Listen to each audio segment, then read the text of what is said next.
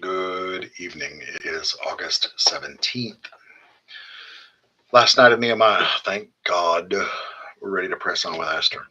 So we're going to be reading from Nehemiah 12:27 through 13:31, 1 Corinthians 11:1 through 16, Psalms 35:1 through 16, and Proverbs 21:17, 17 and 18, excuse me.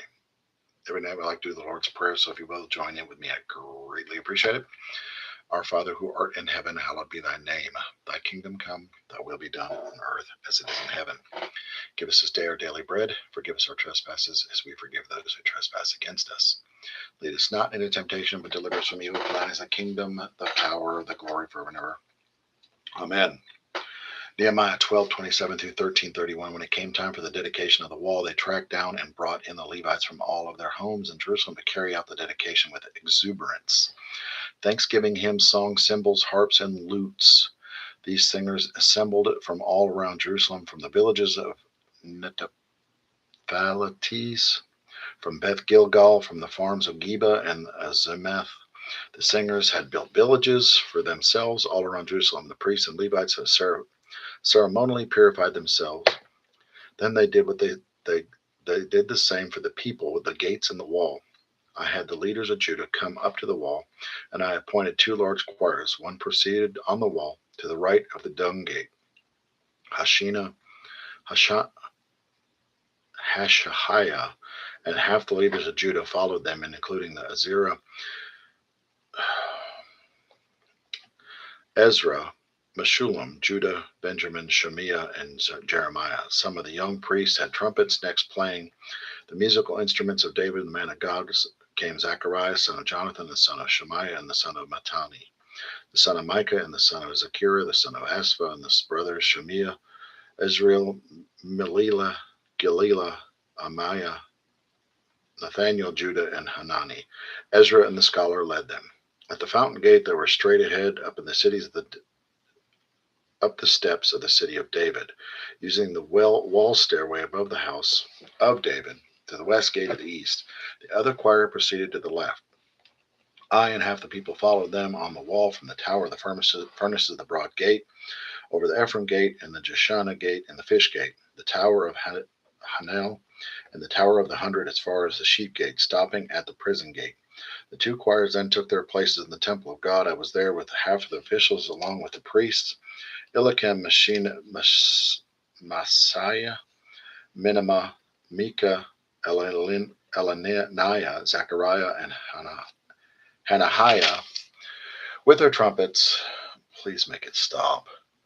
Also, Messiah, Shemaiah, Eleazar, Uzi, Johanan, Malachiah, Elam, Ezer, and the singers, directed by Jezariah, made the rafters sing. The day after, they offered great sacrifices and exuberant celebrations because God had filled them with great joy. The women and children raised their happy voices with all the rest. Jerusalem's jubilation was heard far and wide. The same day, men were appointed to be responsible for the storerooms for their offerings, the first fruits, and the tithes. They saw to it that the portion directed by the revelation of the priests of the Levites was brought in from the farms connected to the towns. Judah was so appreciative of the priests and the Levites and their service. They, along with the singers and security guards, had done everything so well, conducted the workshop of their God and the ritual of the ceremony of cleansing in a way that would have made David and his son Solomon proud. That's the way it was done in the olden days, the days of David and Asaph, when they had choir directors for singing songs and the praise and thanksgiving to God. During the time of Zerubbabel and Nehemiah, all Israel contributed to the daily allowances for the singers and security guards. They also had set aside that what was dedicated for the Levites, and the Levites did the same for the Aaronites. Also on the same day there was a reading from the book of Moses in the hearing of the people. It was found written that there was no Ammonite or Moabite was permitted to enter the congregation of God because they hadn't welcomed the people of Israel with food or drink.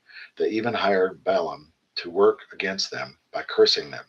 But our God turned the curse into a blessing. When they heard the reading of the revelation, they excluded all the foreigners from Israel. Some time before this, Elishib, the priest, had been put in charge of the storerooms of the temple of God. He was close to Tobiah and had made available to him a large storeroom that had been used to store grain offerings, incense, worship vessels, and other tithes and grain, wine, and oil for the Levites, singers, and the security guards, and the offerings for the priests. When this was going on, I was there in Jerusalem in the 32nd year of Artaxerxes, king of Babylon. I had traveled back to the king, but later I asked for its permission to leave again. I arrived in Jerusalem and learned of the wrong that Elishab had done in turning over to him a room in the court of the temple of God. I was angry, really angry, and threw everything in the room out in the street, all of Tobiah's stuff. Then I ordered that they ceremonially cleanse the room. Only then did I put back the worship vessels of the temple of God, along with the grain offerings and the incense. And then I learned that the Levites had been given their regular food allotments. So the Levites and singers who had led the services and worship had all left and gone back to their farms. I called the officials on the carpet. Why has the temple of God been abandoned? I got everyone back again and put them back on their jobs, so that Judah was again bringing in the tithe of grain, wine, and oil to the storerooms. I put Shalomim and the priests, and Zadok and the scribe, and Levite named Pedaiah in charge of the storerooms. I made Hanan, son of Zakur, and the son of Matani their right-hand men. These men had a reputation for honesty and hard work. They were responsible for distributing the rations to their brothers. Remember me, O my God, for this. Don't ever forget the devoted work I have done for the temple of God and its worship. During these days, while back in Judah, I also noticed that people treaded wine presses, brought in sacks of grain, and loaded with their donkeys in the Sabbath. They brought wine, grapes, figs, and all kinds of stuff to sell on the Sabbath. So I spoke up and warned them about selling food on that day. Tyrians living there brought in fish and whatever else, selling to the Judeans. In Jerusalem, mind you, on the Sabbath. I confronted the leaders of Judah. What's going on here? The evil, profaning the Sabbath. Isn't that exactly what your ancestors did? And because it didn't God bring down on us the city and all this misery? And here you are adding to it, accumulating more wrath on Jerusalem by profaning the Sabbath. As the gates of Jerusalem were darkened by the shadows and approaching Sabbath, I ordered the doors shut and never to be opened until the Sabbath was over. I placed some of the servants as the gates and made sure that nothing to be sold would get in on the Sabbath. Traders and dealers in various goods camped outside the gates once or twice, but I took them to task. I said, "You have no business camping out here by the wall. If I ever find you here again, I'll force to drive you off. I'll use force to drive you off." And they did it. They didn't come back on the Sabbath. Then I directed the Levites to ceremonially cleanse themselves and take over as the guards of the gate and keep the sanctity of the Sabbath day. Remember me also for this, my God. Treat me with mercy according to your great and steadfast love. Also in those days I saw Jews who had married women from Ashdod, Ammon, and Moab. Half the children couldn't even speak the language of Judah. All they knew was the language of Ashdod and some other tongue. So I took these men to task, gave them a piece of my mind, even slapped some of them and jerked them by the hair. I made them swear to God, don't marry your daughters to their sons, and don't let the daughters marry your sons, and don't you yourselves marry them. Didn't Solomon the king of Israel sin because of women just like these, even though there was no king quite like him, and God loved him and made him king over all of Israel? Foreign women were his downfall. Do you call this obedient? Do you call this obedience, engaging in this extensive evil, showing yourselves faithless to God by marrying foreign wives?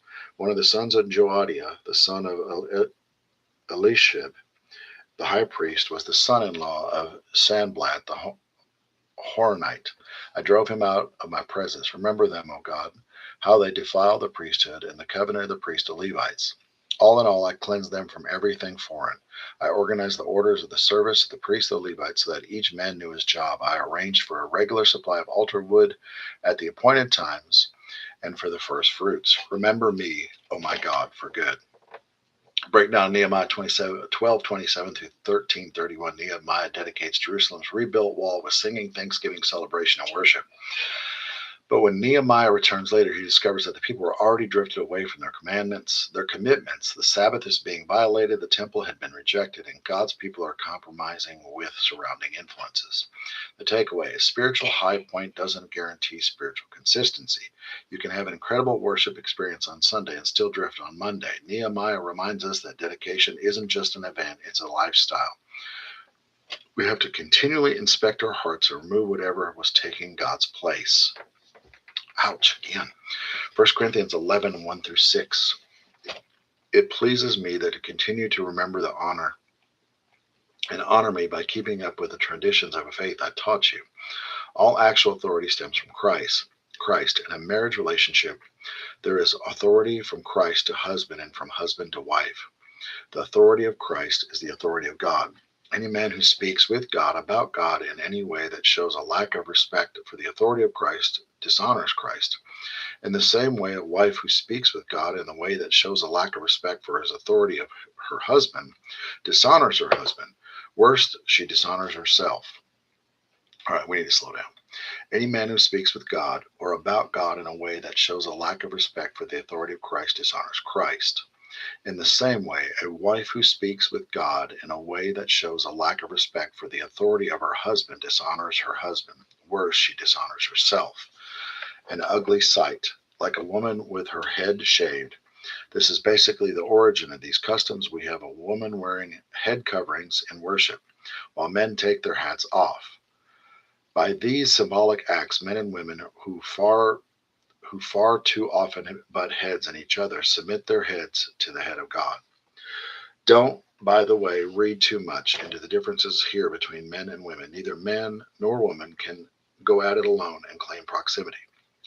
Man was created first as a beautiful shining reflection of God, but this is true. But the head on a woman's body clearly outshines its beauty. The head of her head, her husband. The first woman came from the man, true, but ever since then a man comes from a woman. And since virtually everything comes from God anyway, let's quit going through these who's first routines. Don't you agree there is something naturally powerful in the symbolism? A woman, her beautiful hair, reminiscent of angels, praying in adoration. A man, his head bare in reverence, praying in submission. I hope you're not going to be argumentative about this. All God's churches see in this way. I don't want you standing out as an exception. Break down 1 Corinthians 11, 1 through 6. Paul begins telling believers to imitate him as he imitates Christ. He then addresses order, honor, and distinctions in worship with the Corinthian church. The larger principle is that outward behavior should reflect respect for God, his design, and the people we're worshiping alongside. The takeaway: before asking, what am I allowed to do? Ask, does my life honor Christ? Our freedom should never become an excuse to disregard God's order or unnecessarily defend others. Psalms 35, 1 through 16. Harass the hecklers, God. Punch these bullies in the nose. Grab a weapon, anything at hand. Stand up for me. Get ready to throw the spear. Aim the javelin at the people who are out to get me. Reassure me. Let me hear you say, I'll save you. When those thugs try to knife me in the back, make me look foolish. Frustrate all those who are plotting my downfall. Make them like cinders in a high wind. With God's angel working the bellows, make their road lightless and mud slick. With God's angel on their tails, out of sheer cussedness, they set a trap to catch me. For no good reason, they dug a ditch to stop me. Surprise them with your ambush. Catch them in the very trap they set, the disaster they planned for me. But let me run loose and free, celebrating God's great work. Every bone in my body laughing, singing, God, there's no one like you. You put the down and out on their feet and protect the unprotected from bullies. Hostile accusers appear out of nowhere. They stand up and badger me. They pay me back misery for mercy, leaving my soul empty. When they were sick, I dressed in black. Instead of eating, I prayed. My prayers were like lead in my gut, like I'd lost my best friend, my brother. I placed distraught as a motherless child, hunched and heavy-hearted. But when I was down, they threw a party. All the nameless misfits of the town came, chanting insults about me. Like barbarians desecrating a shrine, they destroyed my reputation. A breakdown of Psalms 35, 1 through 16. David is being attacked and falsely accused and cries out to God for justice. What's especially powerful is that David remembers how he had previously cared for the same people when they were hurting. Now they turned against him. Yet David takes his battle to God rather than taking revenge in his own hands. The takeaway: sometimes the people you've prayed for and helped may be the very people who hurt you. Don't let their behavior change your character. Bring the injustice to God and allow Him to fight battles you don't have to fight yourself. Proverbs 21, 17, and 18. You're addicted to thrills. What an empty life. The pursuit of pleasure is never satisfied. When a bad person plots against the good, boomerangs, the plotter gets it in the end. Proverbs 21, 17, and 18. The breakdown says these verses warn against living for pleasure and luxury while neglecting wisdom and responsibility. They also teach that wickedness ultimately carries consequences. The takeaway: if pleasure becomes your priority, it can become your prison. Enjoy God's blessings, but don't allow comfort, entertainment, money, or indulgence to become your God. Discipline today protects your freedom tomorrow. Nobody told you I love you and I appreciate you. We will see you tomorrow. It'll be August 18th, and we are starting in Ezra. So I'm super jacked up, excited about that. I love you. I love you. I love you. Have a better than good night.